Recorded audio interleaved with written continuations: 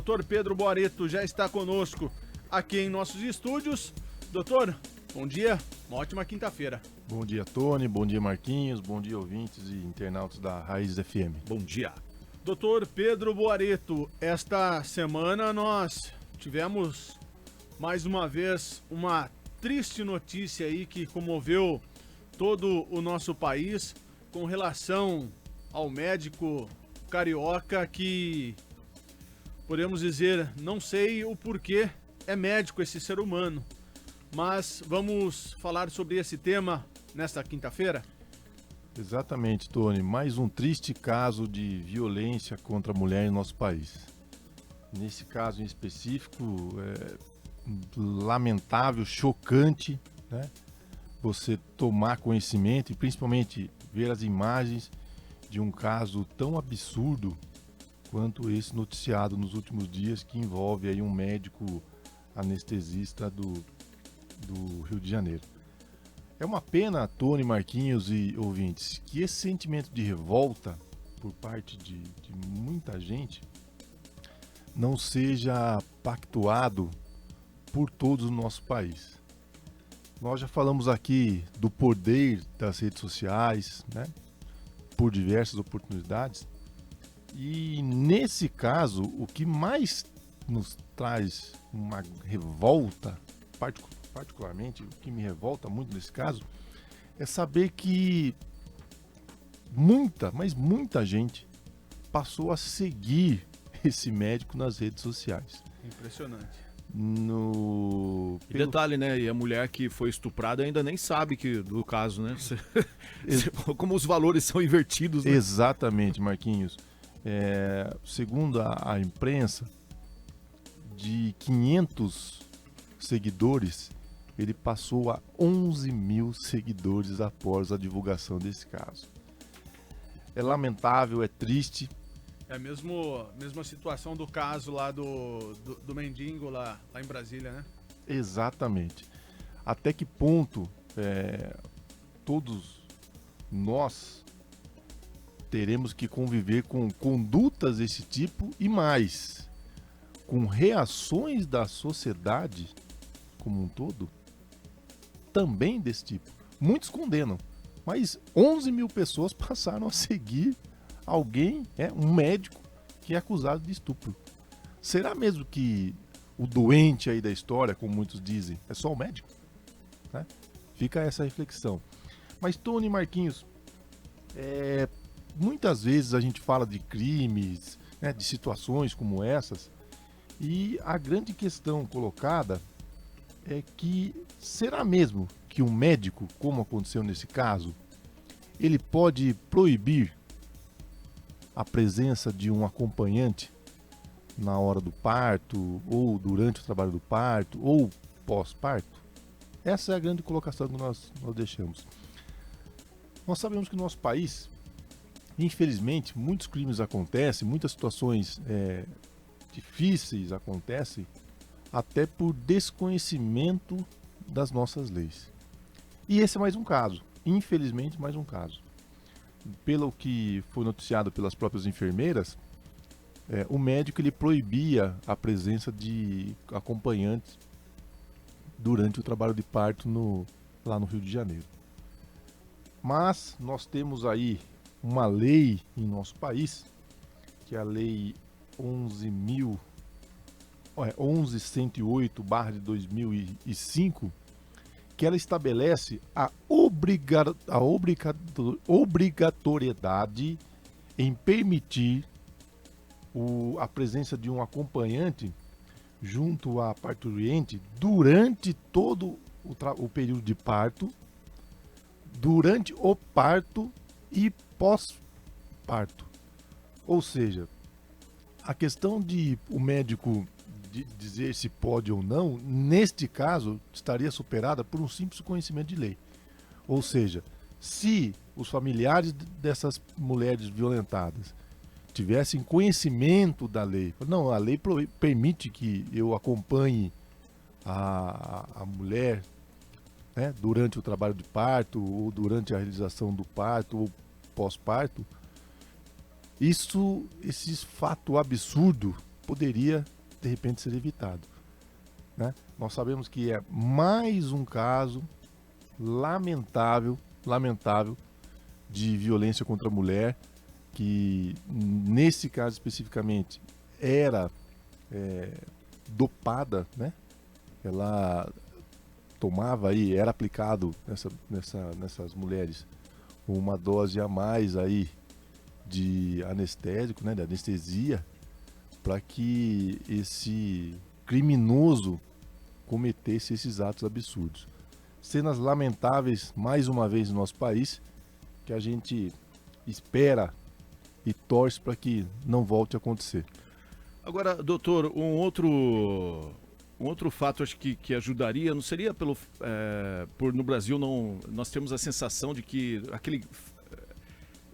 não há impunidade aqui no país, né? Porque não existe pena de morte, não existe prisão perpétua. E se mudasse, né, essas leis aí, será que não inibiria vários casos que acontecem recentemente aí que se olha e fala, puxa, que absurdo, né?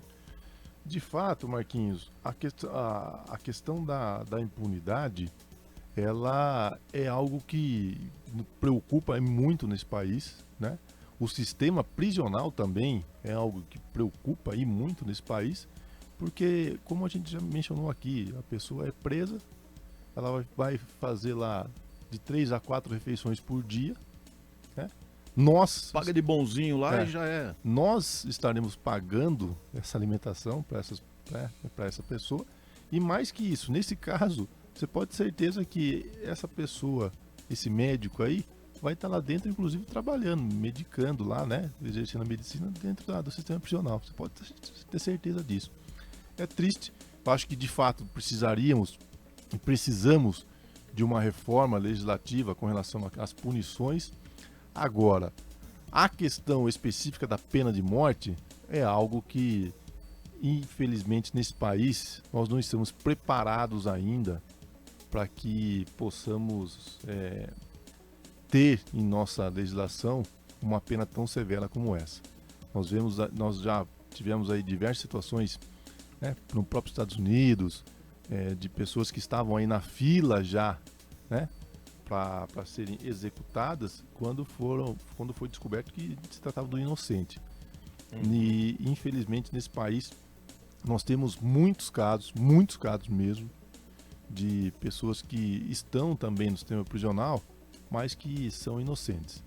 Então a gente precisa realmente... porque na verdade, se eu não me engano, no Brasil já existiu pena de morte, né? Depois parece que foi cancelado, né, essa lei, e depois de 10 anos... Não, existia a pena de morte, aí ela foi aprovada, depois de 10 anos ela foi retirada novamente. Isso em 1936, se eu não me engano. Só preciso me atualizar aqui. Marquinhos, infelizmente no nosso país, com o judiciário que nós temos hoje, com a estrutura, com o aparato do judiciário que nós temos hoje, infelizmente a pena de morte ela não é, penso eu, que não é o melhor caminho. Desculpa, tô enganado, é pena perpétua que eu acabei de falar, né? Que foi abolida pela Constituição de 1934. Agora, o que nós temos que rever, de fato, é exatamente o que nós, inclusive, comentamos no último programa. O próprio judiciário brasileiro hoje, juízes, promotores, qualquer pessoa hoje, no exercício da sua função, que cometa algum ato, alguma falta grave, ela é severamente punida. Muitas vezes chega a perder o próprio emprego. Mas no judiciário brasileiro, um juiz, um promotor, eles não têm essa punição. Ou seja, o máximo que acontece com eles é aí uma aposentadoria compulsória. Ele é aposentado obrigatoriamente. Ou seja, nós continuamos pagando o salário dessas pessoas, né? Volto a dizer, temos muitos, mas muitos, a grande maioria inclusive, de profissionais competentes do Poder Judiciário.